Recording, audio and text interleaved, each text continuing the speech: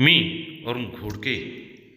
शिवचिंतन, प्रजेचे हित हेच शिवछत्रपतींचे प्राथमिक ध्येय होते.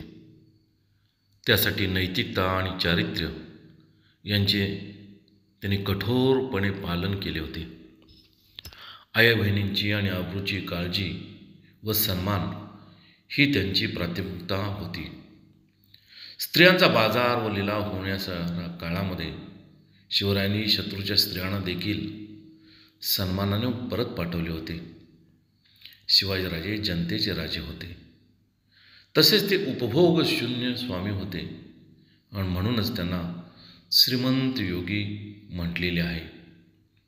स्वराज्य निर्मितीबरोबर त्यांच्या संरक्षणाचे महत्त्व शिवरायांनी जाणले होते. गेल्या कित्येक शतकातील साम्राज्यांचा पराभवांचा सखोल अभ्यास करून त्यांनी आपली रणनीती आखली होती. गनिमी कावा या पद्धतीबरोबरच गडकिल्ल्यांचे महत्त्व देखील शिवरायांनी जाणले होते. म्हणूनच त्यांनी एकाहून एक अधिक किल्ले बेलाग बांधले. त्यांच्या संरक्षणाची पूर्ण योजना आखून ती प्रत्यक्षात उतरवली. त्याचबरोबर स्वराज्याला व्यापून असलेला समुद्रकिनारा सुरक्षित असावा म्हणून अद्ययावत आरमार त्यांनी उभे केले. किनाऱ्यावरती समुद्री दुर्गांची एक शृंखलाच त्यांनी उभा केली.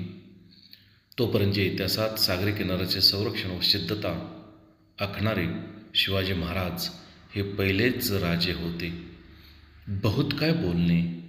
राम, कृष्ण, हरी